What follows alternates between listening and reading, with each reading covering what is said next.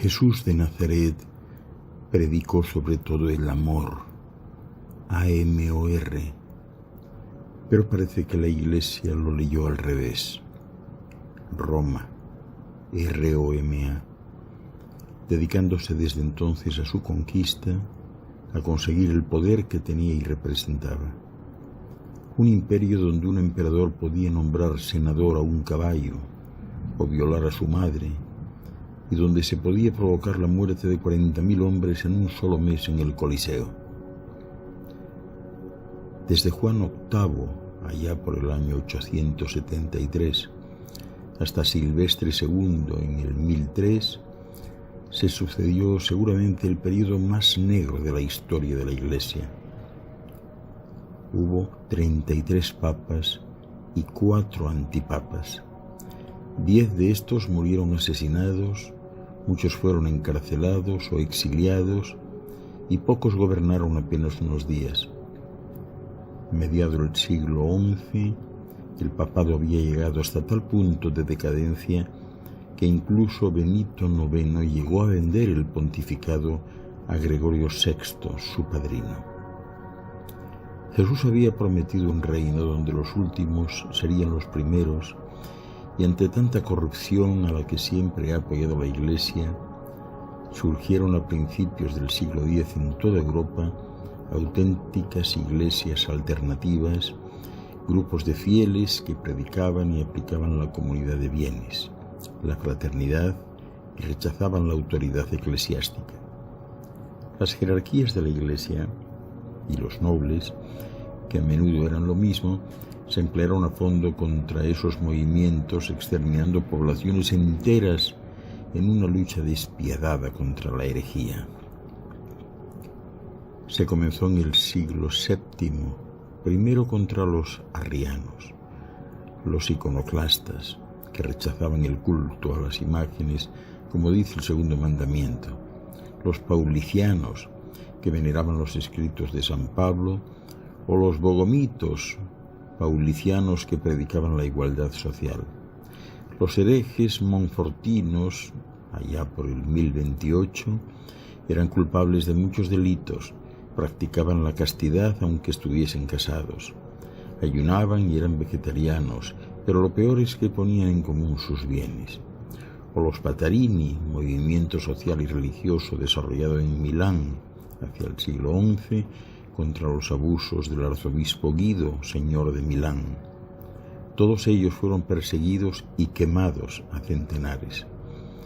A principios del siglo XIII, el Papa se había convertido, a todos los efectos, en un soberano más, uno de los más potentes. Firmaba tratados, hacía y deshacía alianzas, mandaba ejércitos a la guerra, marcando el punto máximo del poder político con Inocencio III.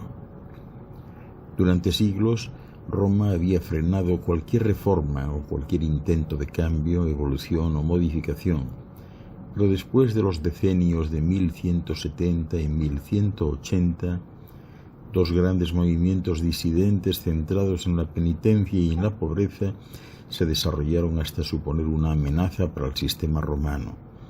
De un lado los cátaros o albigenses, venidos desde los Balcanes y dedicados desde un estricto ascetismo a una predicación itinerante a la manera de los apóstoles, y de otra los valdenses, que surgieron como una hermandad de ascetas laicos en torno al rico mercader Baldo de León, que distribuyó sus riquezas entre los pobres.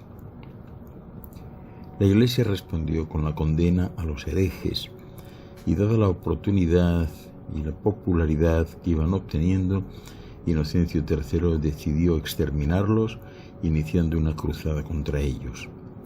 Obispos, papas, reyes y emperadores iniciaron la persecución y prepararon el terreno para lo que llenaría muchas de las páginas más terribles de la historia de la Iglesia, con el terrorífico nombre de la Santa Inquisición.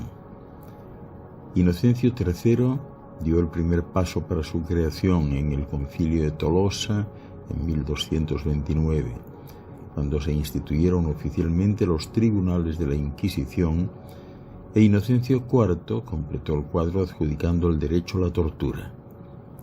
Influencia masiva tuvo también el emperador Federico II, quien en sus edictos estipuló la muerte en la hoguera como castigo a la herejía. Se nombraron inquisidores papales, sobre todo entre las órdenes mendicantes, para que siguieran el rastro a los herejes. Los condenados debían ser entregados a un tribunal para una muerte cruel, o por lo menos para que se les cortara la lengua. La persecución contra los cátaros duró 20 años y terminó en 1229 con más de 1 millón de muertos. Los valdenses no fueron completamente exterminados hasta 1561. A partir del año 1000 y hasta mediados del siglo XIII, la atención de la Iglesia estuvo concentrada sobre todo en las herejías, como la cátara o la valdense, pero las cosas cambiaron cuando se creó la Inquisición. Se torturará y matará de forma horrenda en esos momentos solo por sostener que Jesús y los apóstoles no poseían nada. Incluso bastaba tener una Biblia para ser sospechosos de enemigo de la Iglesia. Y si ésta estaba traducida en vulgar, es decir, en un lenguaje comprensible para el pueblo, la condena por herejía estaba asegurada, no fuera a ser que se enterasen de lo que Jesús decía.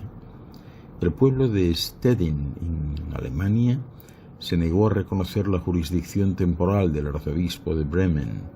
Fueron por ello declarados herejes y el Papa Gregorio IX lanzó una cruzada contra ellos en 1234, acabando con sus 11.000 habitantes. Los herejes que iban apareciendo junto a sus seguidores seguían el mismo camino. Jacopón de Todi, Guglielma la Bohemia, los apostólicos, llamados así los seguidores de Gerardo Segaleio de Parma, Fray Dolcino, los Vegardos y Beguinas, los Lolardos, Jan Hus, el Lutero de Bohemia, Girolamo Savonarola. A veces la herejía en un tiempo dejaba de serlo en otro. El caso más notable fue el de Juana de Arco, quemada en la hoguera en 1431 y santificada después en el siglo XX.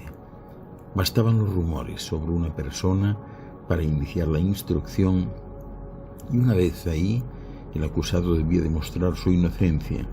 En el manual del inquisidor de Eymerich se describen astucias como la de hacerse pasar por loco. Él aconseja torturar al loco, porque si no lo está, difícilmente continuará su comedia cuando sea presa del dolor.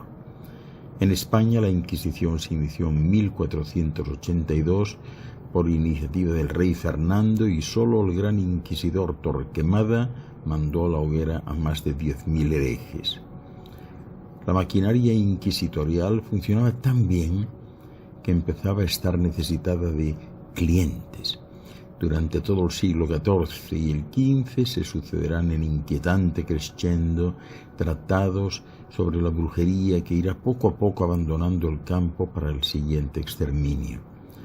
Una bula papal de Inocencio IV en 1484 marcó el inicio de la caza de brujas y brujos, apoyada por un tratado, el martillo de brujas, reproducido con la nueva técnica inventada por Gutenberg y que llegó a ser un bestseller de la época. Las brujas, se dirá, son una auténtica secta que lucha por la destrucción de la Iglesia. El objetivo es claro: si las brujas son por definición herejes, fácilmente los herejes y también los judíos son por definición brujos. Esta caza puede leerse también como una gigantesca guerra del poder masculino contra el femenino y las últimas formas de matriarcado. Uno de los objetivos era arrebatar a las mujeres el poder de curar enfermedades y asistir a partos. Este poder debía ser confiado al monopolio de la casta masculina de los médicos. En el tratado se afirmaba que nadie hace mayor daño a la Iglesia que las comadronas. De hecho, la mayoría de las víctimas eran mujeres y normalmente de condición humilde. El resto, moriscos y judíos no conversos, acusados de mantener sus prácticas paganas, también estaban en el lote. Las cifras hablan de muchos cientos de miles de torturas y ejecuciones. Solo en este último periodo inquisitorial, entre el siglo XIV y el XVIII, se exterminó a una gran parte de la población. Pero la evolución es imparable y la reforma, con la que, entre otras cosas, se intentaba anteponer la palabra de Dios a la de los papas, amenazaba nuevamente con cambiar las cosas. El pensamiento y la razón propugnaban un cambio de paradigma. Y así, el sacerdote Martín Lutero, a comienzos del siglo XVI, protestó contra las indulgencias, negó la autoridad jurisdiccional del Papa, de algunos sacramentos y del celibato, sostenía que era derecho de todo creyente leer e interpretar las Escrituras, así que tradujo la Biblia al alemán y lanzó un movimiento que dividió irremediablemente el occidente cristiano, el luteranismo. La reforma de Lutero divide Europa en dos, los estados católicos y los protestantes.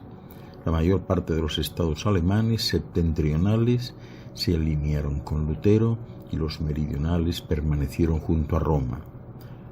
Juan Calvino creó años después la otra gran confesión reformada que también se propagó por Europa, el calvinismo. En el Concilio de Trento se quiso poner freno, convirtiendo a Europa en la segunda mitad del siglo XVI en un campo de batallas, de fe y guerras de religión. En Italia y España los pequeños grupos de protestantes fueron reprimidos, pero en Francia se libraron 8 guerras civiles contra los hugonotes, llamados así los calvinistas franceses. 3.000 protestantes fueron masacrados en París en una sola noche, la noche de San Bartolomé. El Papa Gregorio XIII bendijo a los asesinos católicos.